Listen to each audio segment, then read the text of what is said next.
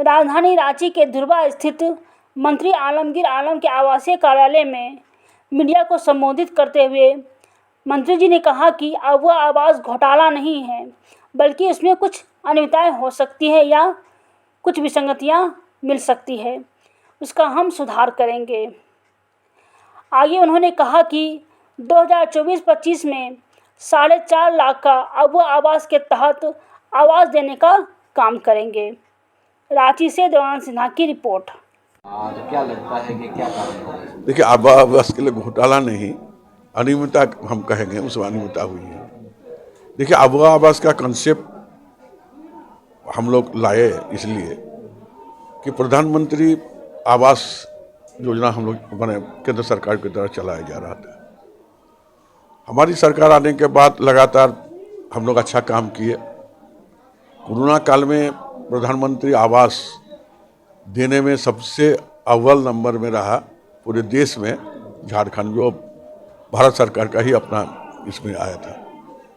अचानक अब प्रधानमंत्री आवास जब बंद हो गया, उसके पहले हम लोग एक बार लिए थे निर्णय कि अब प्रधानमंत्री आवास में हम लोग को 1,20,000 लाभुकों को देना था, जो जनरल और पहाड़िया जो है उसको 1,30,000 रुपया वो पैसा हम लोग देते थे।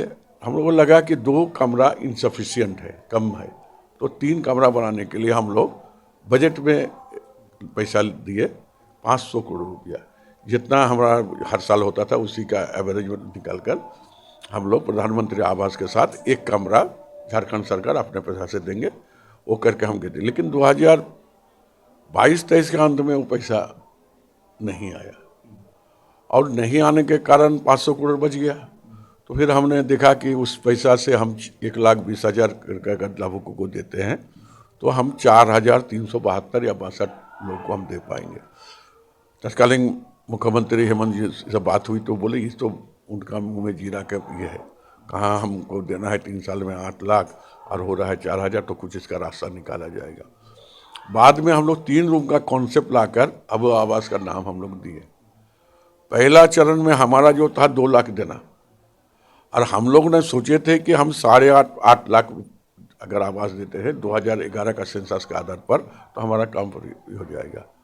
हुआ क्या कि सरकार आपके द्वार कार्यक्रम में इसका जो आवेदन करीब 30 लाख 29 लाख समथिंग 30 लाख आवेदन आया, उसमें बहुत सारे छांटने के बाद भी 20 लाख देखा गया।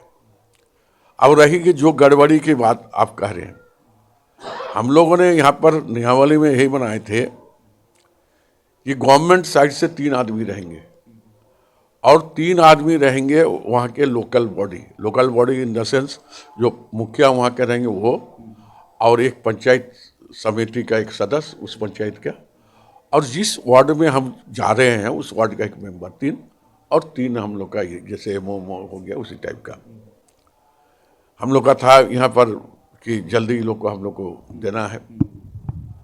और वो आवास का जो मिला था हम लोग के ये छांट उठ कर ये लोग दिया। एक्चुअली वहाँ पर जो मुखिया को हर वार्ड में जाकर उस आवेदन को देखकर उसका कभी उसको इसके पहले कब उसको प्रधानमंत्री आवास हो चाहे इंदिरा आवास हो मिला कि नहीं मिला, उससे नियम बना है कि 1990 से पहले अगर मिला है आवास तो उसको मिलेगा, उसके बाद मिलेगा, बाद में मिलेगा, अभी नहीं मिलेगा। जो कभी किसी को नहीं मिला है या बूढ़ी है जिसका घर नहीं है, जिसका मिट्टी का घर है, वैसा करके हम लोगों ने 10 नंबर दिए, 2 नंबर 1 नंबर करके 10 नंबर दिए। अब इतना जल्दी करने का इश्यू हुआ क्या, ये लिस्ट बनकर ब्लॉक से गया जिला में जाने के बाद फिर उसका लोड होकर चलाया रांची। अब हुआ कि लाभुक का जो चयन, जैसे हमारा यहाँ लिस्ट में हम दिखा रहे हैं 1 नंबर में 1 2 3 4 5, तो देखा गया कि 1 2 3 4 5 नंबर नहीं है, जो नीचे था जिसको 40-50 नंबर वो चलाया गया आपका 1 नंबर में, और जो 40 वाला वो आ गया 5 नंबर वाला 40 में आ गया।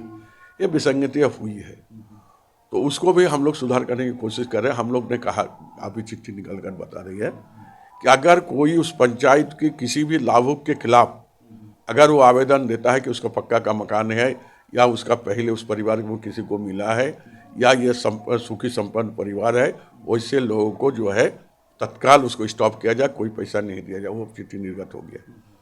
मैं आपका माध्यम से हम जनों का, जिस लाभुकों का हम विश्वास दिलाते हैं, जो ऐसे लोग छुटे हुए हैं, कि 2024-25 हम 4.5 लाख आवास देने जा रहे हैं।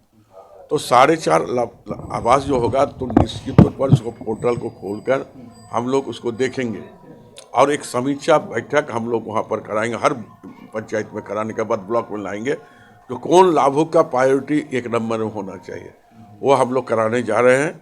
और आने फिर से रीसमीक्षा करेंगे। और कोई भी बड़ी प्रोजेक्ट को हम अगर लॉन्च करते हैं 2 लाख, 4 लाख, 5 लाख, तो थोड़ा बहुत टेक्निकली समस्या होती है। वो समस्या कहाँ था, जड़ में हम लोग को पता चल गया है और हमने रोकने भी काम किया है। और आने वाला 2024-25 का जो आवास होगा, निश्चित तौर पर हमें विश्वास है, जिनके लिए ये जो वह आवास जो हम लोग सुनिश्चित किए हैं, वैसे लाभों को हम देने की काम करेंगे। सर, अभी लोकसभा चुनाव भी आ गया है और कांग्रेस विधायक के घर में ईडी का फिर से छापा, क्या कहेंगे इसके लिए? देखिए, ये तो पूरे देश में हम लोग देखते हैं कि किसके पर किन लोगों के पर छापा पड़ता है। अभी जो अम्बा प्रसाद हमारा बहुत तेज तर्रार विधायक हैं और वो अपना क्षेत्र में काफ़ी पकड़ भी रखती थी, और ये भी हमारा सब कोई जानते थे कि उसको हम चुनाव लड़ने जा रहे हैं हजारीबाग से। और विपक्ष के नेताओं के घर में तो आजकल ईडी, सीबीआई सबको जांच होते रहता है, उस पर क्या टिप्पणी करें। अब तो जांच की विषय है, जांच चल रही है, अभी तक उसका पूरा हमको जानकारी नहीं है। लेकिन हमने जो देखे हैं, आप भी देख रहे हैं, आप मीडिया के लोग हैं, आम जन भी सुन रहे हैं, जानकारी ले रहे हैं, जो विपक्ष के नेताओं के घर में या उसके ठिकाना पर ज़्यादा होता है। बाकी समीक्षा के बाद क्या सही क्या गलत, फिर उस पर हम